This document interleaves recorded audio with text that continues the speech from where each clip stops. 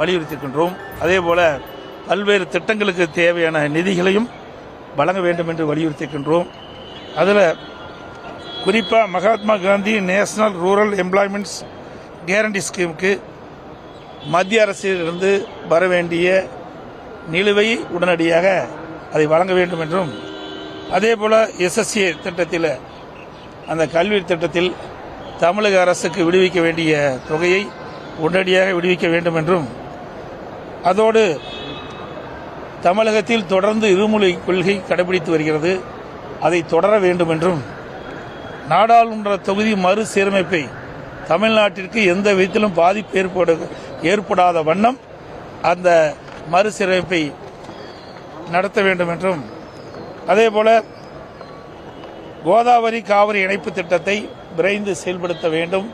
தமிழ்நாடு நீர் பற்றாக்குறை மாநிலமாக இருக்கின்ற காரணத்திலே தொடர்ந்து தமிழ்நாட்டு மக்களுக்கு தேவை நீர் கிடைப்பதிலே சிக்கல் இருந்து கொண்டிருக்கின்றது.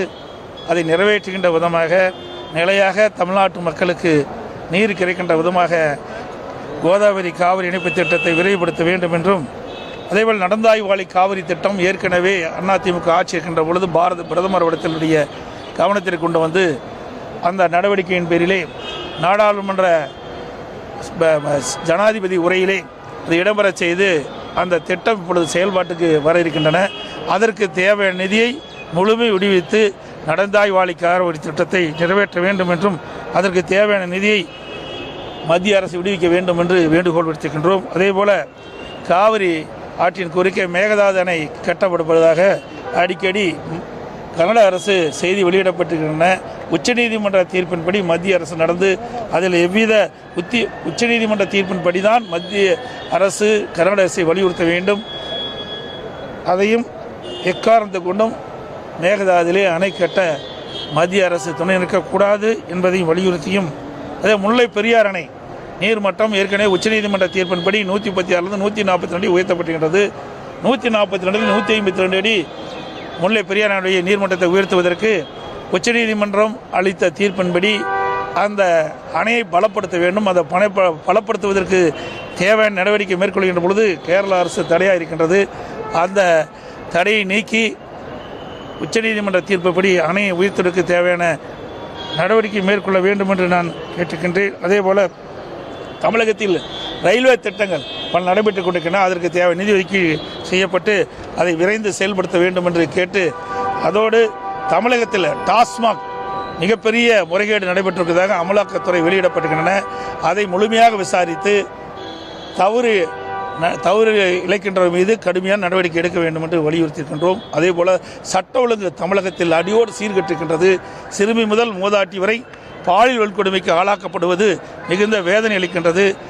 அதோடு போதைப்பொருள் நடமாட்டம் தமிழகத்தில் அதிகரித்திருக்கின்றது என்பதையெல்லாம் சுட்டிக்காட்டி தேவையான நடவடிக்கை மேற்கொள்ள வேண்டும் என்று மத்திய உள்துறை அமைச்சரை சந்தித்து நாங்கள் கோரிக்கை மனு அளித்திருக்கின்றோம். சார், எதிர்க்கட்சி தலைவர் என்ற முறையில் தமிழ்நாட்டிற்கு பல திட்டங்களுக்கான நிதியை ஒதுக்கீடு செய்ய வேண்டும் அப்படின்றதெல்லாம் நீங்கள் பேசியிருக்கீங்க. அரசியல் ரீதியாக 2 தலைவர்கள் மட்டத்தில் நடைபெற்ற இந்த பேச்சுவார்த்தையில் என்ன நடத்தப்பட்டது? அதிமுகவும் பாரதிய ஜனதாவுக்கும் இடையே கூட்டணி உடன்படிக்கை ஏற்பட்டு விட்டது அப்படின்றத நாம ஏற்றுக்கலாமா? நீங்கள் பத்திரிகையில் தான் போட்டுட்டு இருக்கிறீங்க, அப்படி எந்த இதுவும் கிடையாது.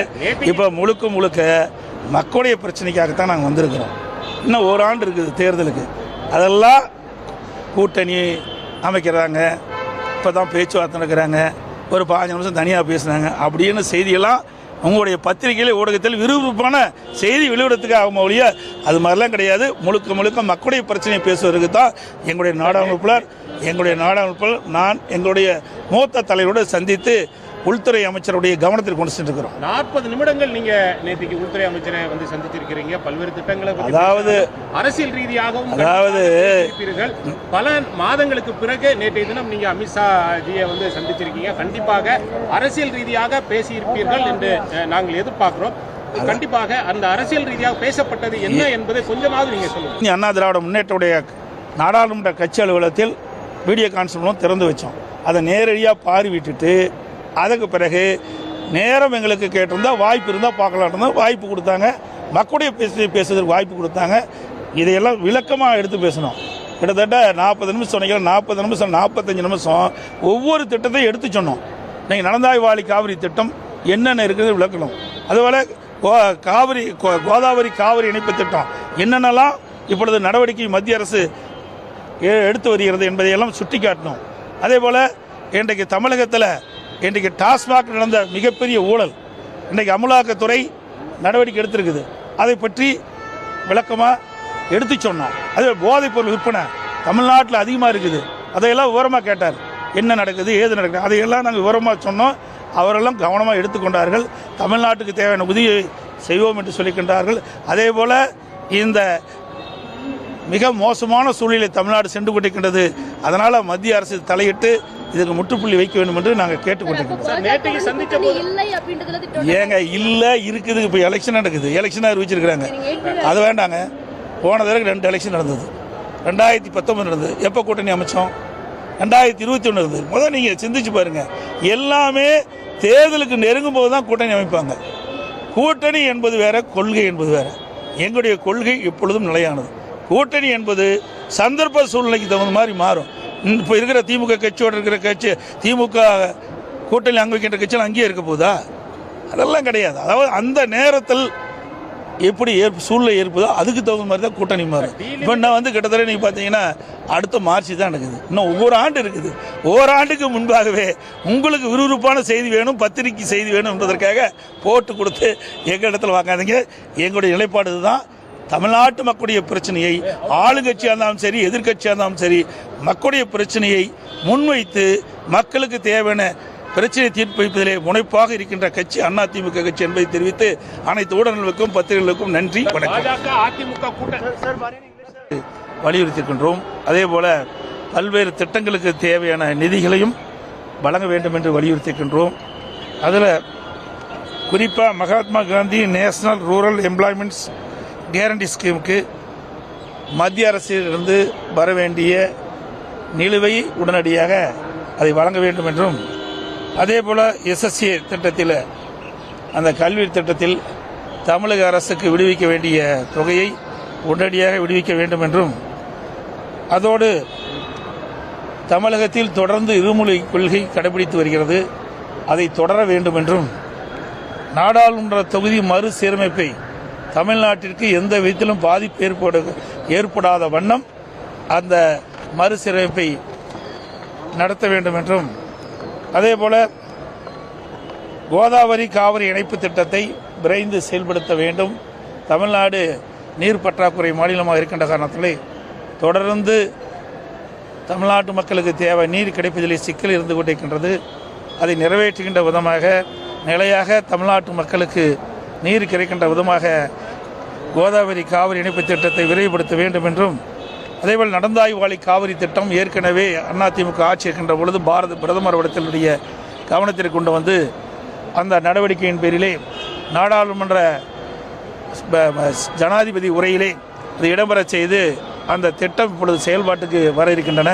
அதற்கு தேவையான நிதியை முழுமை விடுவித்து நடந்தாய்வாளி காவிரி திட்டத்தை நிறைவேற்ற வேண்டும் என்றும், அதற்கு தேவையான நிதியை மத்திய அரசு விடுவிக்க வேண்டும் என்று வேண்டுகோள் விடுத்திருக்கின்றோம். அதேபோல காவிரி ஆற்றின் குறுக்கே மேகதாது அணை கட்டப்படுவதாக அடிக்கடி கனடா அரசு செய்தி வெளியிடப்பட்டிருக்கின்றன. உச்சநீதிமன்ற தீர்ப்பின்படி மத்திய அரசு நடந்து அதில் எவ்வித உச்சநீதிமன்ற தீர்ப்பின்படி தான் மத்திய அரசு கனடா அரசை வலியுறுத்த வேண்டும்.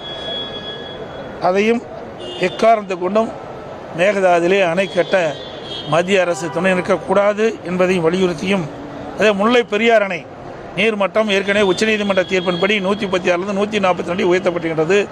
142 152 அடி முல்லை பெரியார் அணையுடைய நீர்மட்டத்தை உயர்த்துவதற்கு உச்சநீதிமன்றம் அளித்த தீர்ப்பின்படி அந்த அணையை பலப்படுத்த வேண்டும். அதை பலப்படுத்துவதற்கு தேவையான நடவடிக்கை மேற்கொள்கின்ற பொழுது கேரள அரசு தடையாக இருக்கின்றது. அந்த தடையை நீக்கி உச்சநீதிமன்ற தீர்ப்புப்படி அணையை உயர்த்துவதற்கு தேவையான நடவடிக்கை மேற்கொள்ள வேண்டும் என்று நான் கேட்டுக்கின்றேன். அதேபோல் தமிழகத்தில் ரயில்வே திட்டங்கள் பல நடைபெற்றுக் கொண்டிருக்கின்றன. அதற்கு தேவை நிதி ஒதுக்கீடு செய்யப்பட்டு அதை விரைந்து செயல்படுத்த வேண்டும் என்று கேட்டு, அதோடு தமிழகத்தில் டாஸ்மாக் மிகப்பெரிய முறைகேடு நடைபெற்றிருப்பதாக அமலாக்கத்துறை வெளியிடப்பட்டிருக்கின்றன. அதை முழுமையாக விசாரித்து தவறு இழைக்கின்றவர் மீது கடுமையான நடவடிக்கை எடுக்க வேண்டும் என்று வலியுறுத்தியிருக்கின்றோம். அதேபோல் சட்ட ஒழுங்கு தமிழகத்தில் அடியோடு சீர்கெட்டிருக்கின்றது. சிறுமி முதல் மூதாட்டி வரை பாலியல் வன்கொடுமைக்கு ஆளாக்கப்படுவது மிகுந்த வேதனை அளிக்கின்றது. அதோடு போதைப்பொருள் நடமாட்டம் தமிழகத்தில் அதிகரித்துகின்றது என்பதையெல்லாம் சுட்டிக்காட்டி தேவையான நடவடிக்கை மேற்கொள்ள வேண்டும் என்று மத்திய உள்துறை அமைச்சரை சந்தித்து நாங்கள் கோரிக்கை மனு அளித்திருக்கின்றோம்.